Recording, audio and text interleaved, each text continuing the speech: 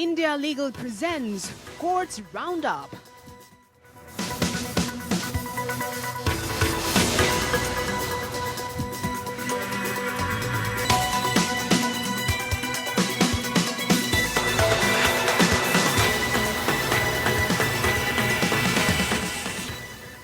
नमस्कार, मैं हूं ज़ारा। कोर्ट्स राउंडअप में आपका स्वागत है। इस बुलेटिन में अगले आधे घंटे हम आपको कोर्ट से जुड़ी तमाम छोटी बड़ी खबरों से रूबरू करवाएंगे।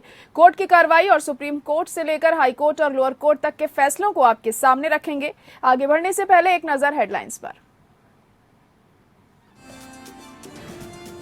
पुलिस पटवारी सिस्टम खत्म करने को तैयार हुई धामी सरकार। सुप्रीम कोर्ट में पेश किया ब्यौरा। कहा, चरणबद्ध तरीके से हटेगा पुलिस पटवारी system.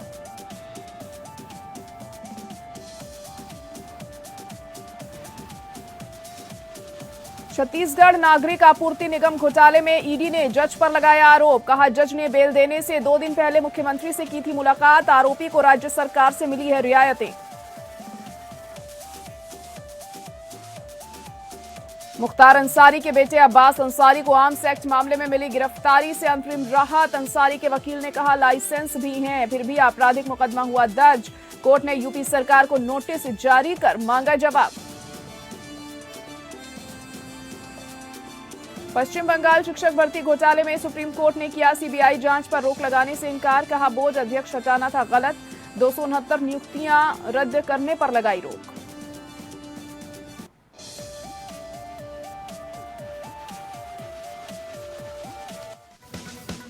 India Legal presents Courts Roundup.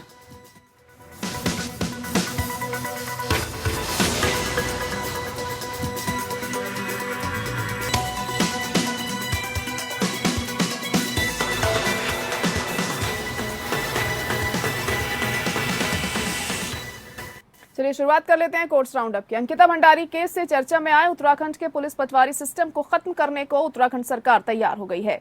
Uttarakhand सरकार ने सुप्रीम कोर्ट को बताया कि अब हत्या, रेप जैसे जघन्य अपराधों की जांच नियमित पुलिस ही करेगी। इन सब अपराधों वाले मामलों की फाइल तुरंत पुलिस को दी जाएगी। इसके लिए उत्तराखंड सरकार ने सुप्रीम कोर्ट में कैबिनेट मीटिंग का ब्यौरा पेश करते हुए कहा, सरकार प्रदेश में पुलिस पटवारी सिस्टम धीरे धीरे समाप्त करने की तैयारी में है। सरकार ने कोर्ट को बताया कि वह उत्तराखंड हाईकोर्ट द्वारा दिए गए 2018 के फैसले को लागू करेगी। इसके अलावा उत्तराखंड सरकार ने कोर्ट को यह भी बताया कि अन्य अपराधों से जुड़े मामले भी चरणबद्ध तरीके से पुलिस के पास भेजने की तैयारी में हैं। सुप्रीम कोर्ट ने मामले में उत्तराखंड सरकार के कैबिनेट नोट के बाद मामले की सुनवाई बंद की। अंकिता भंडारी हत्याकांड में राजस्व पुलिस की पटवारी चौकी की भूमिका संदिग्ध नजर आ रही थी। क्षेत्रीय पटवारी के अंकिता के गुमशुदा होने की जानकारी मिलने के महज कुछ ही घंटों बाद अचानक छुट्टी पर चले जाने से कई सवाल खड़े हुए थे। वहीं इस मामले में लापरवाही की गाज चार्ज लेने वाले नए पटवारी पर गिरी थी। पुलिस पटवारी की लापरवाही को लेकर भी धामी सरकार घिरी हुई थी। पटवारी पुलिस महज एक कानून व्यवस्था की मशीनें नहीं बल्कि पहाड़ी समाज का एक अंग भी है। इस व्यवस्था की पहचान उत्तराखंड से है तो उत्तराखंड की सांस्कृतिक और सामाजिक पहचान भी पटवारी पुलिस में निहित है। उत्तराखंड की विशिष्ट सामाजिक परिस्थितियों के कारण ही 1861 का अंग्रेजों का पुलिस एक्ट यहाँ लागू नहीं हुआ था। विशिष्ट सांस्कृतिक परिवेश के कारण ही उत्तराखंड का प्रशासन जनजातीय असम की तरह अनुसूचित जिला अधिनियम 1874 के तहत चला था और उसी के अनुसार पटवारियों को पुलिस अधिकार मिले थे। द्वारा दायर की गई एक विशेष अनुमति याचिका की सुनवाई के दौरान राज्य सरकार की ओर से हमने सर्वोच्च न्यायालय के सम्मुख एक विज्ञप्ति रखी थी, जिसमें कैबिनेट के 12 अक्टूबर 2022 के एक फैसले का हवाला देते हुए ये कहा गया था कि राज्य में वो क्षेत्र जो अभी रेवेन्यू पुलिस के अंतर्गत आते हैं उन्हें एक चरणबद्ध तरीके से रेगुलर पुलिस को के सपुर्द कर दिया जाएगा। पहले चरण में जो अपराध बच्चों और औरतों के विरुद्ध या अन्य जघन्य अपराध हैं उन्हें तुरंत रेगुलर पुलिस को हस्तांतरित। Chief justice yuzu Lalit, justice Ravindra Bhatt और जस्टिस अजय रस्तोगी ने छत्तीसगढ़ में सार्वजनिक वितरण प्रणाली में भ्रष्टाचार से संबंधित नागरिक आपूर्ति निगम घोटाला मामले में जांच को ट्रांसफर करने की मांग करने वाली प्रवर्तन निदेशालय की याचिका पर सुनवाई की। ईडी ने प्रस्तुत किया कि मामले में आरोपी व्यक्तियों को जमानत देने वाले न्यायाधीश ने जमानत आदेश पारित होने से 2 दिन पहले राज्य के मुख्यमंत्री से मुलाकात की थी और इस तरह स्वतंत्र और निष्पक्ष सुनवाई नहीं की गई थी। शुरुआत में सॉलिसिटर जनरल तुषार मेहता ने प्रस्तुत किया कि मामले की जांच जांच के लिए गठित विशेष जांच टीम मुख्य आरोपी के संपर्क में थी। उन्होंने प्रस्तुत किया कि एसआईटी की मसौदा रिपोर्ट को प्रस्तुत करने से पहले मुख्य आरोपी द्वारा वास्तव में जांचा गया था। आगे प्रस्तुत किया गया आरोपी और अधिकारियों के बीच मिलीभगत ने अभियोजन पक्ष के मामले को कमजोर कर दिया है। मुख्य आरोपी का बेटा आर्थिक अपराध शाखा के प्रमुख और एसआईटी के 2 सदस्य के संपर्क में था। आरोपी को वर्तमान राज्य सरकार से रियायतें मिली हैं। एसआईटी ने कार्रवाई को रोकने के लिए कम से कम 7 असफल प्रयास किए हैं। पहले की सुनवाई में एसजी मेहता ने प्रस्तुत किया था छत्तीसगढ़ सरकार के वरिष्ठ अधिकारी याचिकाकर्ताओं के मामले को कमजोर करने में सक्रिय रूप से शामिल थे और वह एक सीलबंद लिफाफे में इसे साबित करने वाली सामग्री को सार्वजनिक डोमेन में प्रकट करने के रूप में रिकॉर्ड पर रख सकते हैं। सामग्री आज की सुनवाई में सीलबंद लिफाफे में पीठ को उपलब्ध कराई गई। एसजी मेहता ने यह स्थापित करने की कोशिश की कि अभियुक्तों और उच्च पदस्थ व्यक्तियों के बीच मिलीभगत के स्तर के कारण स्वतंत्र और निष्पक्ष जांच होना असंभव था। उन्होंने प्रस्तुत किया कि आरोपी और सह अभियुक्त के बीच व्हाट्सएप बातचीत से पता चलता है कि राज्य के मुख्यमंत्री से संपर्क किया गया था। सुप्रीम कोर्ट ने पश्चिम बंगाल राज्य में प्राथमिक विद्यालय के शिक्षकों की नियुक्ति से संबंधित घोटाले की सीबीआई जांच के लिए कलकत्ता हाईकोर्ट द्वारा पारित आदेश पर रोक लगाने से इनकार कर दिया है। जस्टिस अनिरुद्ध बोस और जस्टिस विक्रमनाथ की पीठ ने कहा कि प्रारंभिक चरण में सीबीआई जांच के लिए हाईकोर्ट का निर्देश पश्चिम बंगाल राज्य और अन्य बनाम संपत लाल और अन्य के तहत है, लेकिन सीबीआई के वकील की दलील और एजेंसी द्वारा जांच में काफी प्रगति होने के तथ्य पर विचार करते हुए पीठ ने कहा कि वह इस स्तर पर इस तरह की जांच को रोकना नहीं चाहती है और ये देखने के लिए इंतजार करेगी कि क्या राज्य पुलिस इस मामले को आगे बढ़ा सकती है। पीठ ने कहा, हम याचिकाकर्ताओं के आदेश के उस हिस्से पर रोक लगाने की याचिका को खारिज करते हैं जिसके तहत सीबीआई द्वारा जांच जारी रखने का निर्देश दिया गया है। सुप्रीम कोर्ट ने 269 उम्मीदवारों की नियुक्ति रद्द करने का निर्देश देते हुए हाईकोर्ट के आदेश पर भी रोक लगा दी। ये देखते हुए उन्हें पक्षकारों के रूप में नहीं सुना गया। हाईकोर्ट की खंडपीठ ने पाया कि सामग्री प्रथम दृष्टया धोखाधड़ी का संकेत देती है। कोर्ट ने कहा, हमारी राय है कि एकल न्यायाधीश के आदेश का हिस्सा जिसके द्वारा 269 उम्मीदवारों की नियुक्ति को समाप्त किया गया, उस पर रोक लगाई जानी चाहिए। उन्हें अवसर देने पर हलफनामा दाखिल करने और उनकी सुनवाई पर एकल न्यायाधीश उचित निर्णय लेंगे जो रिट याचिका में उन उम्मीदवारों द्वारा किए जा सकने वाले बचाव के आधार पर होगा। अगर एकल न्यायाधीश चाहते हैं कि उनकी नियुक्ति के संबंध में पहले से ही एसआईटी के माध्यम से जांच की जाए तो वे ऐसा निर्देश दे सकते हैं। कोर्ट ने यह भी माना कि Paschim Bengal board of primary education के अध्यक्ष के रूप में डॉक्टर माणिक भट्टाचार्य को हटाने के लिए हाईकोर्ट का निर्देश त्रुटिपूर्ण था। अब 4 हफ्ते बाद मामले की सुनवाई होगी। बाहुबली मुख्तार अंसारी के विधायक बेटे अब्बास अंसारी को सुप्रीम कोर्ट से आर्म्स एक्ट मामले में अंतरिम राहत मिली है। भगोड़ा घोषित होने के बाद गिरफ्तारी पर अगले आदेश तक रोक लगा दी गई। सुप्रीम कोर्ट ने विधायक अब्बास अंसारी को गिरफ्तारी से अंतरिम राहत दी। दरअसल निचली अदालत ने विधायक अब्बास अंसारी के खिलाफ गैर जमानती वारंट जारी किया था। एसटीएफ की जांच के बाद लखनऊ पुलिस ने अब्बास अंसारी पर एक शस्त्र लाइसेंस से अवैध तरीके से कई हथियार खरीदने के आरोप में आर्म्स एक्ट और धोखाधड़ी की धाराओं में मामला दर्ज किया था।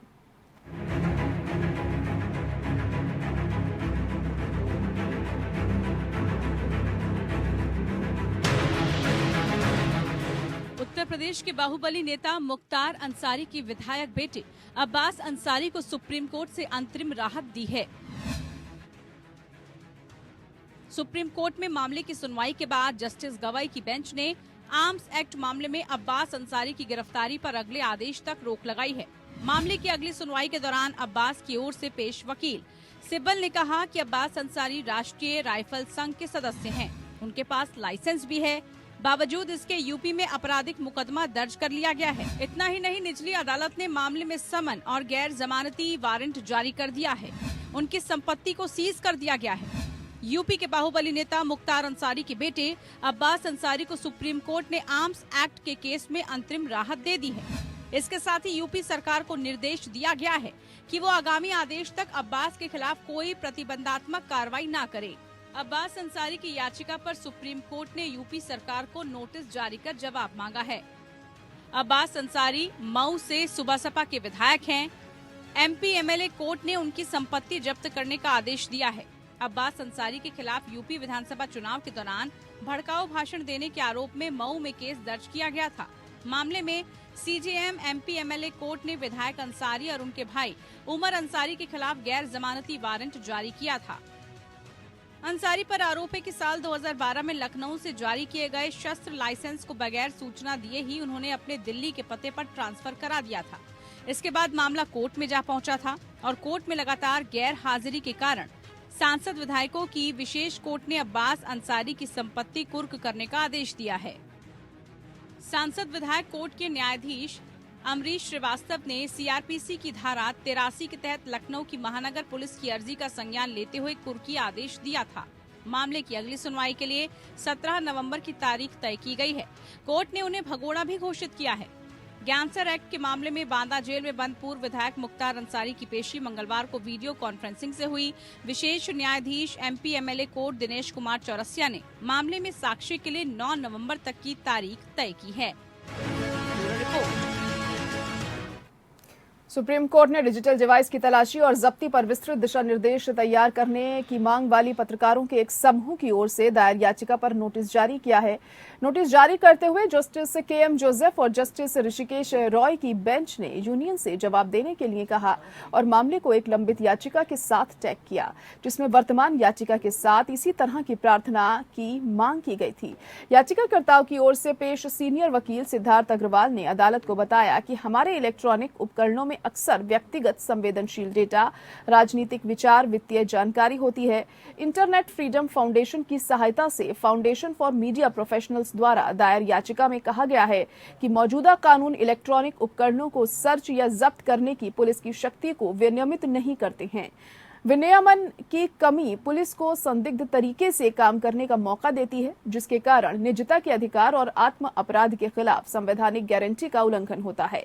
डिजिटल उपकरण के सर्च और जब्ती की बात आती है तो मौजूदा कानूनी प्रावधान ये सुनिश्चित करने के लिए अपर्याप्त हैं कि संवैधानिक गारंटी का उल्लंघन न हो। याचिका में उपयुक्त दिशा निर्देश तैयार होने तक याचिका में निम्नलिखित राहत की मांग की गई है, जिनमें कानून प्रवर्तन एजेंसियों को उपकरणों की तलाशी लेने से पहले वारंट प्राप्त करना चाहिए।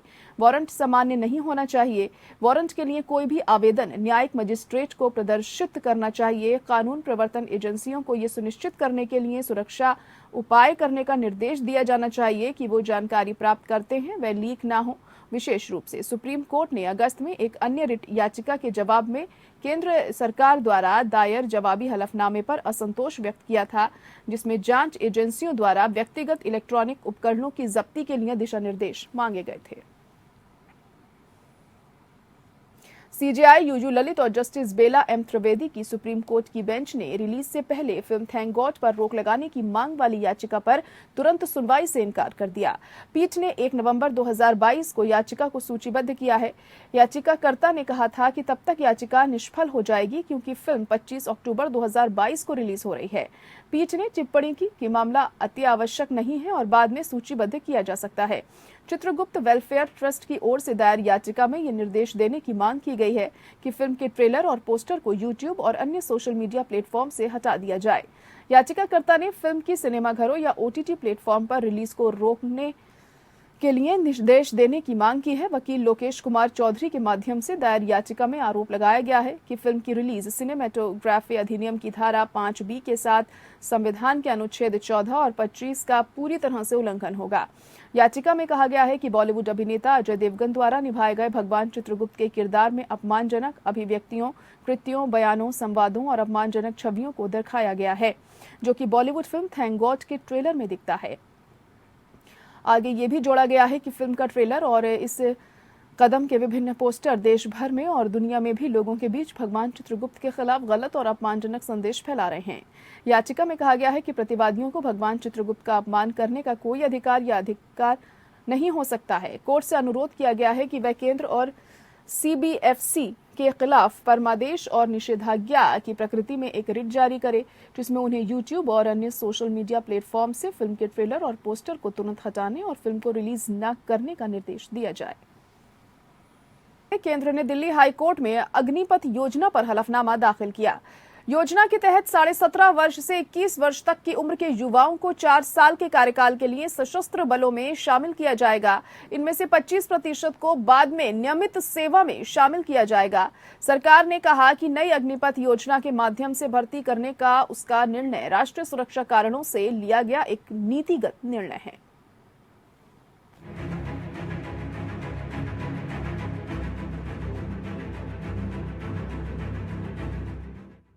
अग्निपथ भर्ती योजना को लेकर केंद्र सरकार ने मंगलवार को दिल्ली हाई कोर्ट में हलफनामा दायर कर दिया है।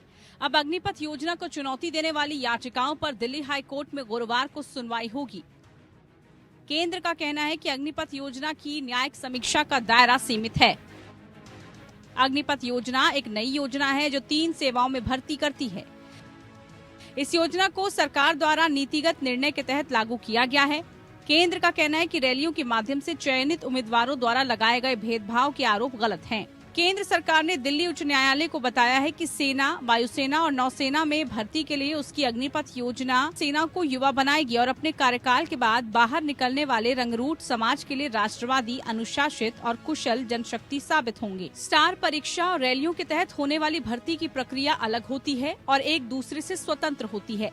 केंद्र का कहना है कि विस्तृत परामर्श के बाद बनाई गई अग्निपथ योजना से क्षमता कम नहीं होगी। हलफनामे में कहा गया है कि आधुनिक युद्ध में इस्तेमाल की जाने वाली तकनीक और कौशल में एक बड़ा बदलाव आया है। सशस्त्र बलों की समय परीक्षित पारंपरिक संरचनाएं अपनी बढ़त खो रही हैं। इसने सशस्त्र बलों के समग्र संगठन में संरचनात्मक परिवर्तन को आवश्यक बना दिया है।